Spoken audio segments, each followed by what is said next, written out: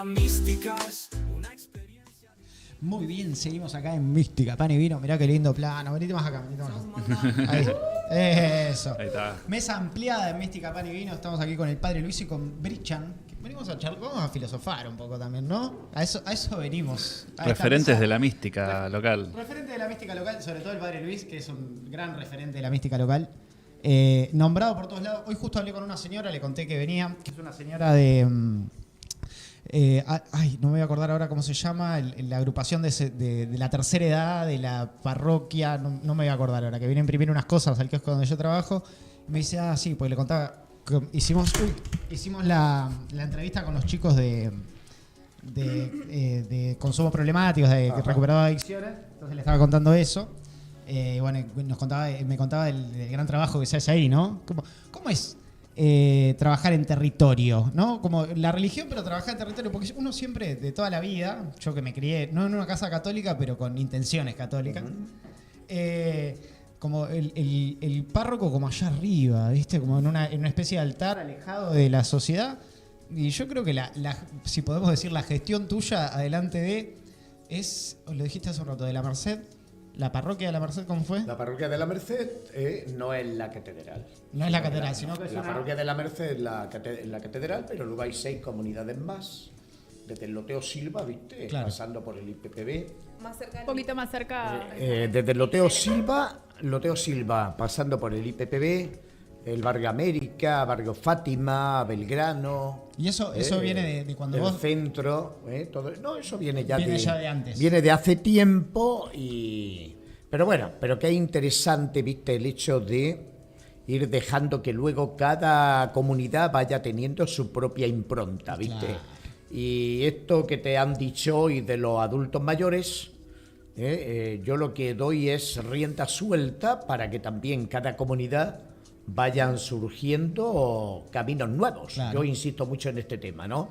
Nos tenemos que sentir libres y tenemos que hacer que luego en cada comunidad, en cada lugarcito, que vayan surgiendo cosas nuevas, pero siempre desde las necesidades que vamos viendo. Esto es importantísimo, ¿no? Es decir, hay que abrir bien los ojos, hay que abrir bien el corazón, ver cuáles son las necesidades que tiene la gente y desde esas necesidades ir dando respuestas. Pero que la respuesta no sea lo que el cura quiere que se haga, sino que la respuesta venga de la propia comunidad, y dentro de la propia comunidad se van surgiendo distintas respuestas fenomenal, ¿viste? Es decir, nos tenemos que sentir libres para eso. Es difícil, yo creo que una vez que arranca se hace un poco más fácil, pero en un principio, cuando se forma un grupo, cuando se forma o una comunidad empieza a trabajar, es difícil que tomen iniciativa. ¿Esperan esa bajada? ¿Esperan que les digan qué hacer o toman las riendas enseguida? No, es difícil porque tú imagínate que durante muchos siglos hemos estado muy acostumbrados a que nos digan qué es lo que tenemos que hacer. ¿Vale? Entonces, desde hace ya unos cuantos años se nos viene insistiendo, por lo menos a nivel eclesial, además la etapa de Francisco en ese sentido ha sido fabulosa, ¿no? Se nos viene insistiendo en que tenemos que la Iglesia hay que darle un cambio copernicano, y que además ya se hizo en el Concilio Vaticano II, cuando se define a la Iglesia no como la jerarquía, sino se define a la Iglesia como pueblo de Dios, ante todo un pueblo de Dios, y por lo tanto todos los bautizados dentro de la Iglesia tienen la misma importancia, ¿viste? El mismo valor, ¿viste? Y por lo tanto yo creo que todavía eso a nivel teórico está muy bien, pero yo creo que tenemos que aterrizar, hay que hacer todo un aterrizaje donde realmente el pueblo, donde realmente la gente, donde realmente los laicos vayan asumiendo la tarea que les corresponde, y que también el clero vaya dejando que los laicos vayan asumiendo los roles que les corresponden, ¿viste? Hay todavía mucho por hacer, porque una cosa es el nivel teórico y otra cosa el plano práctico, ¿viste? Es decir, lo que es la realidad del día a día, y hoy por lo general todavía, por desgracia, hay muchísimo clericalismo en nuestra Iglesia, clericalismo por parte de los que están dentro de la jerarquía, pero también clericalismo que alimenta y amasa muchos laicos que prefieren una Iglesia que les digan qué es lo que tienen que hacer a una Iglesia donde ponerse a pensar, reflexionar junto a otros y ver qué es lo que tenemos que hacer. Siempre uno busca el camino más cómodo, y el camino más cómodo a veces es que me digan qué es lo que tengo que hacer. A mí no me meta ahora en lío, no me meta en problemas. A mí me dice qué es lo que tengo que hacer. No, es que no se trata de que te digan qué es lo que tienes que hacer, sino de lo que se trata es que vos, junto a otros, vayas descubriendo, contemplando, mirando la realidad en la que vivimos, qué es lo que nosotros podemos hacer acá, qué es lo que Jesús nos está pidiendo que hagamos acá, qué respuesta es la que tenemos que dar a la gente que tenemos con nosotros. Por ahí es por donde yo lo que he ido haciendo todos estos años que llevo ya acá en la parroquia de la Merced ha sido eso, ¿no? Es decir, hacer que la gente vaya contemplando. Estamos en el barrio América, 20 de junio. A ver, ¿cuáles son los problemas que tenemos acá? Abrir bien los ojos y ver, bueno, hay muchas personas mayores que están solas, muchas personas mayores que no saben qué hacer, muchas personas mayores... Bueno, podemos hacer esto. Métanle. Vamos. Métanle. Y bueno, empezaron a reunirse, empezaron con un grupito y lo hicieron en plan festivo, ¿eh?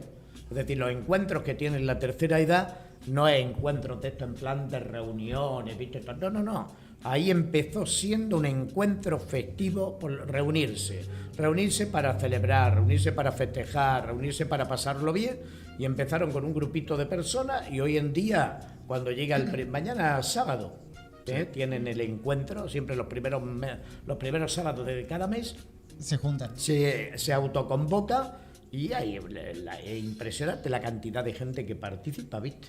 Y lo pasan bien, disfrutan, y por lo menos es también en medio del momento que vivimos, un momento tan complejo, un momento de tanta muerte, por lo menos en que tengan un espacio donde poder vivir, donde poder bailar, donde poder disfrutar, donde poder compartir una torta, ¿viste? Todo eso es eso vale Padre, mucho. Muy necesario. Hablando un poquito de esto que estamos charloteando, ¿cuál es tu lectura de este momento? ¿No? Como retomando lo último que decís, ¿cómo ves la coyuntura humana, más allá de cuestiones o sistemas de gobierno y demás? La humanidad, ¿cómo la palpás? Yo, una de las cosas que vengo diciendo últimamente es que uno de los elementos que a mí me preocupan es como que vamos entrando en una etapa nueva marcada por la deshumanización. ¿Eso qué significa? Que cada día somos menos humanos. ¿Y por qué digo esto? Porque, bueno, cada día nos cuesta mucho más trabajo ser sensible ante la realidad del otro, cada día nos cuesta mucho más trabajo dedicar nuestro tiempo a los demás, cada día nos cuesta mucho más trabajo ser sensible ante el dolor, la necesidad, el sufrimiento, la soledad de cantidad de personas, ¿viste? Es decir, eso para mí es lo más fuerte que hoy se está dando en el mundo en el que vivimos, esa especie de falta de humanidad o descenso en ese nivel de humanidad que es preocupante, porque los resultados también los estamos viendo ya. Frente a un mundo cada día más deshumanizado, nos vamos encontrando con realidades cada día más dramáticas, realidades de mayor violencia, realidades de suicidio, realidades de personas que te digo yo que por cualquier tontería le quitan la vida al que tienen al lado, ¿viste? Entonces esto se está dando ya en nuestra sociedad. O el hecho si hablamos de la deshumanización a niveles más altos, también nos encontramos con muchísima realidad, en el campo político, por ejemplo, nos encontramos grandes poderosos que están en el campo político y que la política hoy en día se ha convertido en un negocio y no en trabajar por el bien común, no trabajar por la ciudadanía, no trabajar por el país. Lo estamos viviendo, lo estamos sufriendo. ¿No es un poco por esto que vos decís también de este proceso de bajar, bueno, horrible la palabra bajar, pero digo, de estar en territorio, de las comunidades, de cómo se conforman? ¿No son esos procesos los que van deshumanizando? O sea, abandonar esos lugares de encuentro, abandonar esos lugares comunes, ¿no son los que terminan deshumanizando un poco al vecino directamente? Por las pantallas, ¿no? Obviamente, pero digo, la falta de esos lugares reales de encuentro también generan esa deshumanización, que el otro ya no importa, que está tan lejos el otro, que no importa. Y lo tenemos a Brichan también acá, que nos dijo, estudiante de Ciencias Políticas, y vivís ahí en la residencia. Sí, yo pertenezco a la comunidad de la Merced el periodo de 2019 aproximadamente hice una carrera en administración pública, 1 año y medio. Después me cambié un poco a ciencias políticas y bueno, quisiera resaltar más que nada la labor del padre Luis con respecto a la respuesta, ¿no?, habitacional que tienen los estudiantes tanto de la línea sur como lo es al nivel del valle, ya que todos los estudiantes que están en la parroquia pertenecen a General Roca, Allen y todo lo que es esa zona. Y vienen a estudiar acá a la Y se universidad. están encontrando con la problemática de poder sustentar lo que es el estudio y con más que nada lo habitacional, ¿no? Lo habitacional es Sí, complicadísimo es acá. complicadísimo por los altos precios de los Sí. alquileres y después lo que es la comida, viajar en cole y después, bueno, estar lejos de la familia también, ¿no? También. Que ya también representa en el plano emocional algo medio trágico, Sí. llegaría a Es un- decir. es un Sí, desarraigo. sí. En el lugar este Y hay una desde- comunidad entre los estudiantes, se apoyan mutuamente, hay relaciones, ¿cómo es la convivencia? ¿Hay varios? Estaban en proceso, podría decirse, ¿viste? La residencia también, como te decía, tiene sus orígenes aproximadamente en 2019 y cuesta por ahí de cierta manera construir un sentido común Claro. debido a la perspectiva, ¿no?, en el contexto en el cual nos encontramos y en el cual todos estamos preocupados por lo que nos pasa a nosotros mismos y no somos capaces de ver lo que le pasa al otro, que conocemos su realidad concreta y sin embargo no nos preocupamos Claro. porque el compañero de al lado le está faltando algo, extraña a su familia, y etcétera, etcétera. Y en ese sentido, bueno, eso es propio, entiendo, del contexto, ¿no?, de neoliberalismo, ¿no? Es un poco que la necesidad te invita a mirarte el ombligo. A decir, bueno, yo tengo que comer, tengo que sobrevivir. Yo quisiera preguntarles, con respecto a esto, ¿qué salida hay? Porque el reflejo natural, me parece a mí, o vamos a decirlo natural, o el primer reflejo que sale cuando uno está en una situación de necesidad es mirarse el ombligo. Es decir, bueno, ¿cómo salgo yo de acá? Y por ahí la necesidad tiene distintos niveles y tal vez lo que es necesidad para uno no es necesidad para otro, pero cuando uno se siente en esa necesidad, se mete para adentro. ¿Qué dirían ustedes que es la mejor manera de salir de eso, de poder saltar esa barrera, dejar de mirarse el ombligo y poder aportarle al otro también? Y yo te diría que hay varias respuestas más para mi comprensión, ¿no? Ya que de cierta manera pienso, ¿no?, que la coyuntura política en ese sentido deja mucho que hablar, porque entiendo que con sus discursos están polarizando a la sociedad y ese discurso llega mucho a los jóvenes y cuesta, como te digo, poder crear un sentido comunitario, un sentido común, te diría, ¿no? Sí. Inclusive, ¿no?, que cuestiones que son básicas, lógicas, y bueno, y hay una pérdida de valores muy importante. Y te diría que una respuesta no sé si la hay en concreta, te diría Pero que habría que... tiraste una, hablaste de valores. Habría que ir a la cuestión de fondo, entiendo, ¿no? Y pienso que nuestros dirigentes en ese sentido están dejando mucho que hablar, tanto de los partidos de derecha como de izquierda también, porque la izquierda en ese sentido, por ahí con su discurso, que para mi entender, quiero decir, dejan mucho que desear porque ellos se dan cuenta de lo que generan en la sociedad. Y sin embargo, hay un discurso de mucho odio en el cual el enemigo es el otro, y si vos nos pensás igual que yo, ya hay conflicto, y pienso que deberíamos tener la capacidad como personas humanas que somos de poder sentarnos en una mesa y poder conversar y sin interrumpir lo que dice el otro, ¿no? Porque hoy en día como que está el razonamiento de querer ganar, ¿no? Sí, de que bueno, habla más fuerte. Sí, de argumentar, ¿viste? Y inclusive porque- sin criterios propios, eso creo que es lo peor, porque dicen las cosas que dicen los... Sí, repiten. Sí, repiten y no... Y eso me parece algo fatal. el no poder tener un pensamiento propio más que nada. Sí, sobre todo pensar a partir de anular el pensamiento del otro, también me pasa mucho eso. Sí, sí, tal cual. ¿Y cuál es la lectura, Brichan o Luis, de la realidad de hoy de Viedma, la comarca? ¿Qué se encuentra? Digo, alguien que viene por primera vez, ponele, ¿y qué se encuentra? ¿Cuál es la realidad de este lugar? La realidad de Viedma son varias realidades, pero yo diría dos realidades fuertemente marcadas, que es la realidad de los bulevares hacia adentro y la realidad de los bulevares hacia afuera, ¿no?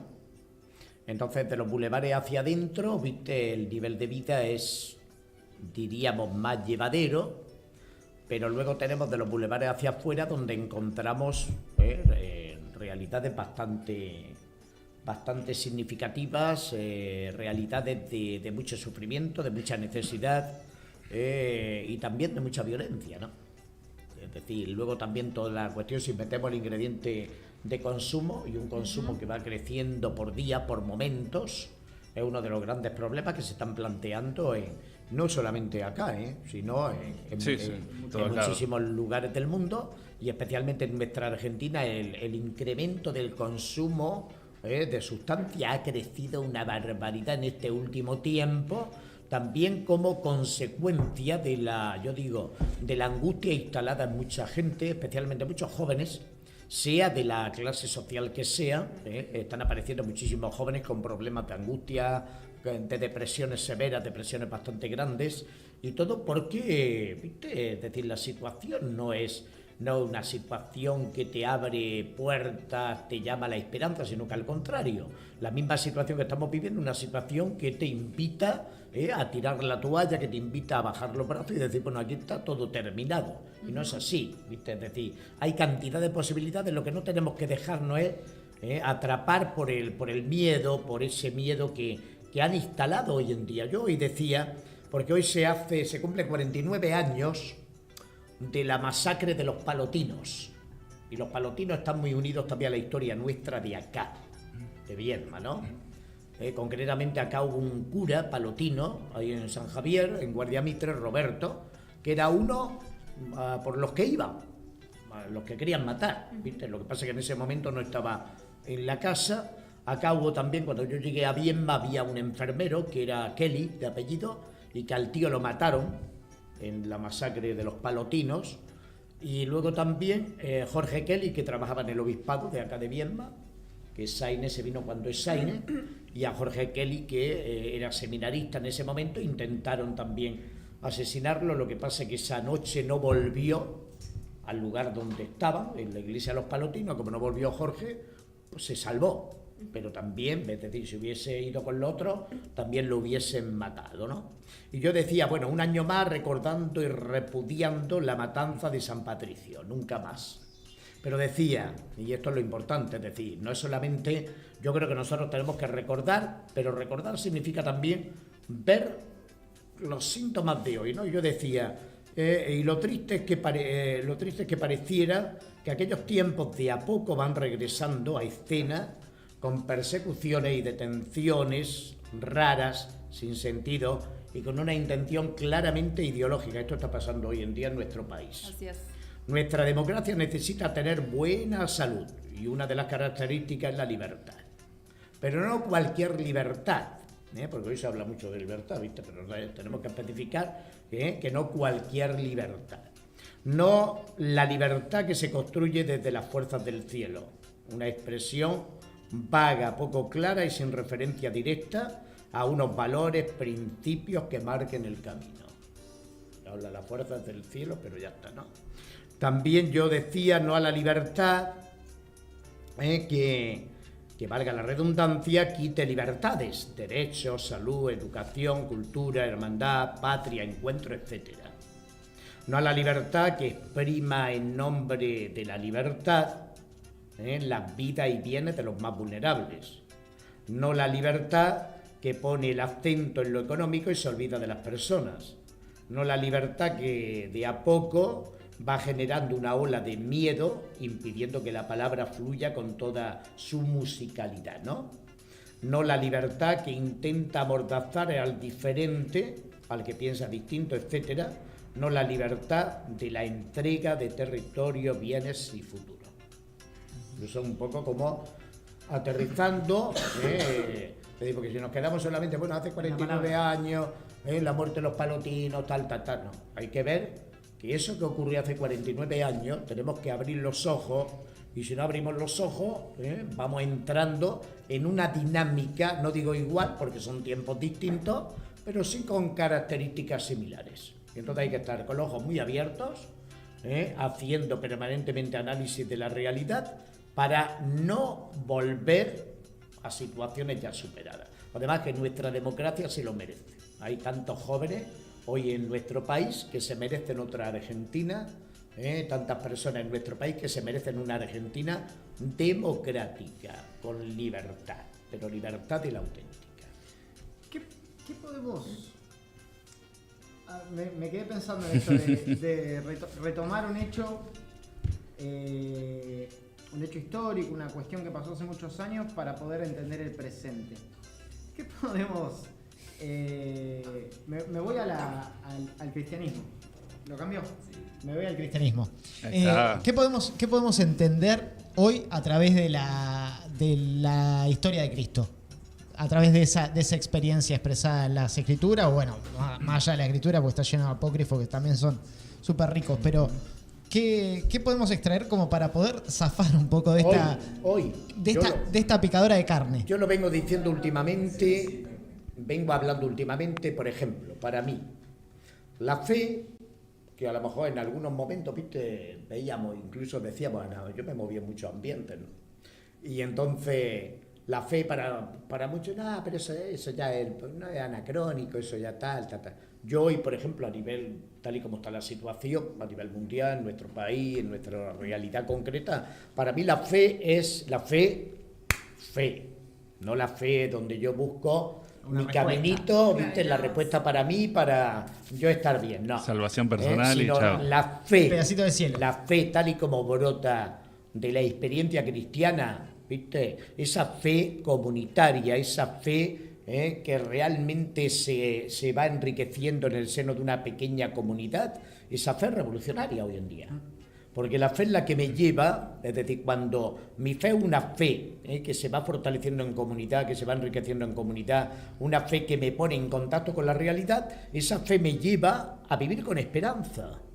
Y la esperanza, cuando hay esperanza, es cuando hay ganas de hacer cosas, cuando hay ganas de abrazar al otro, cuando hay ganas de construir caminos nuevos, cuando hay ganas de pensar, de soñar en una realidad nueva. Por eso yo digo, la fe en muchos momentos ha jugado un papel nefasto, porque tampoco era la fe cristiana auténtica, porque era una fe muy individualista. Nosotros hemos vivido muchos siglos de una fe muy individualista, donde la fe se convertía en una especie de yo lo importante es que me salve yo, lo importante es vivir yo bien, claro. Y esa no es la fe cristiana. La fe cristiana es esencialmente comunitaria.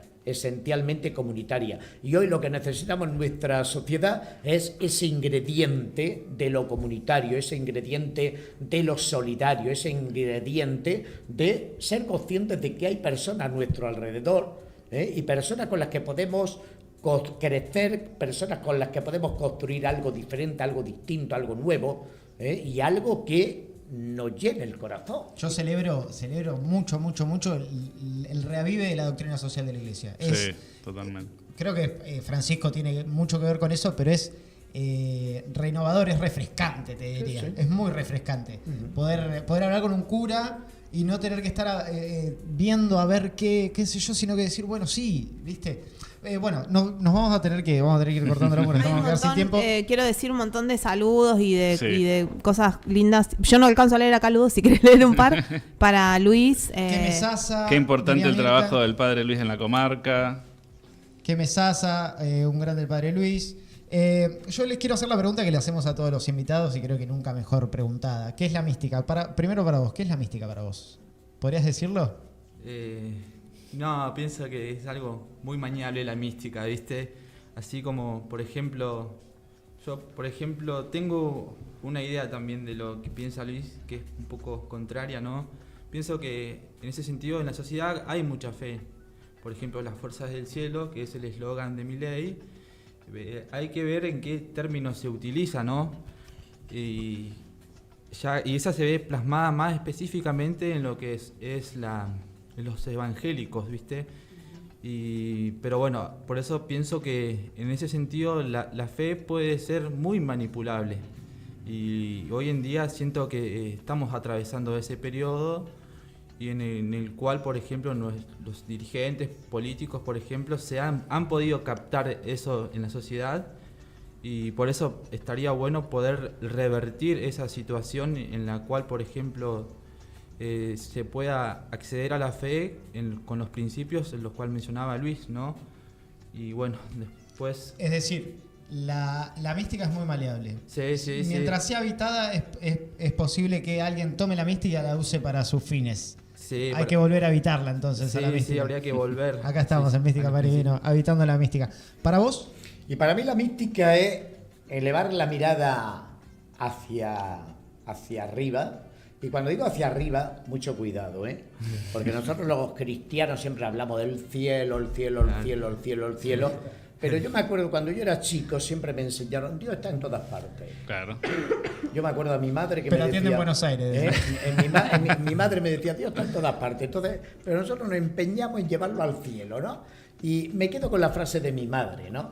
La de Dios está en todas partes. Y por tanto, es decir, no es mirar al cielo, yo creo que mirando la realidad en la que vivimos, mirando horizontalmente, ahí es donde nosotros también vamos encontrándonos con Dios, y ahí es donde vamos alimentando también a ese Dios que no es un Dios en las nubes, sino que es un Dios en la vivo. tierra. El Un Dios Dios en vivo. la tierra, un Dios en la tierra muy vivo. Hay una parte de la película de los dos papas, en la transición entre Ratzinger y Francisco, que le dice, yo a Dios me lo encuentro caminando. Dice, claro que te lo vas a encontrar vos a Dios, le dice Ratzinger. Y bueno, le dice, yo soy argentino. Es muy espectacular. Bueno, muchas gracias por venir. Las gracias a ustedes y adelante con este programa. Vamos, lindo. vamos. Muchas adelante. gracias. Nos vamos bendecidos. Lindo, Con el Padre. lindo. Gracias. Gracias. Vamos cortecito, enseguida volvemos que ya nos tenemos que ir. La legislatura de